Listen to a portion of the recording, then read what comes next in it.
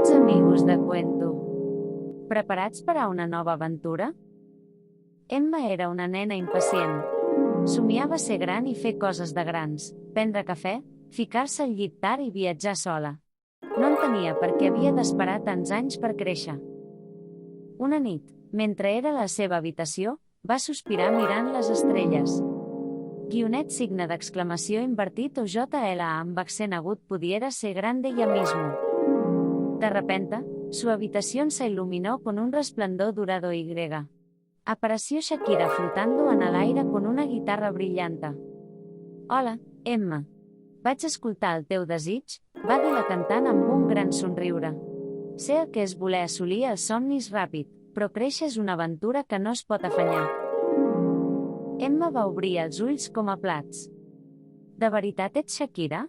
La de les cançons i el ball? La mateixa. Va dir amb una picada d'ullet. I et porto una cosa especial, el rellotge màgic del temps. Shakira li va lliurar un rellotge daurat amb números que brillaven i agulles que giraven soles.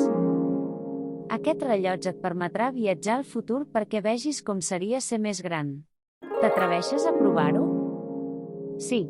Guionet va cridar l'Emma emocionada. Shakira va tocar una corda de la seva guitarra i... Zes! Emma va sentir un pessigolleig i, en un parpelleig, es va trobar en el futur. Emma va mirar les mans. Eren més grans. Es va tocar el cabell. Era molt llarg. Es va mirar al mirall. Era adulta. Al principi, estava encantada. Es va posar uns talons, va prendre cafè com els grans i va sortir corrents a treballar en una oficina molt elegant. Però aviat va descobrir que ser gran no era tan fàcil com pensava. El cafè estava amarg. Els talons li feien mal als peus. A l'oficina, hi havia papers, trucades i moltes responsabilitats. Quan va arribar la nit, estava tan cansada que l'única cosa que volia era ser nena una altra vegada. Shakira, ajuda'm. Vull tornar a ser com abans. I, com si la cantant l'escoltés des de qualsevol part del temps, el rellotge màgic va brillar i...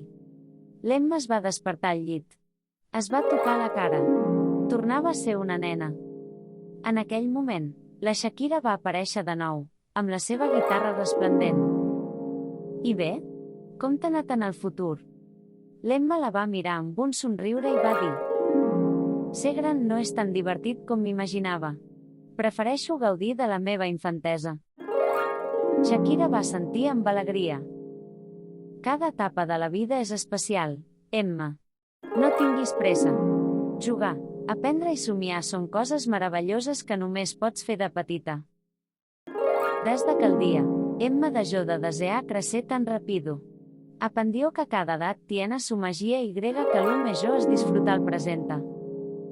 I cada cop que escoltava una cançó de Shakira, somreia. Perquè sabia que la màgia estava a viure cada dia amb alegria.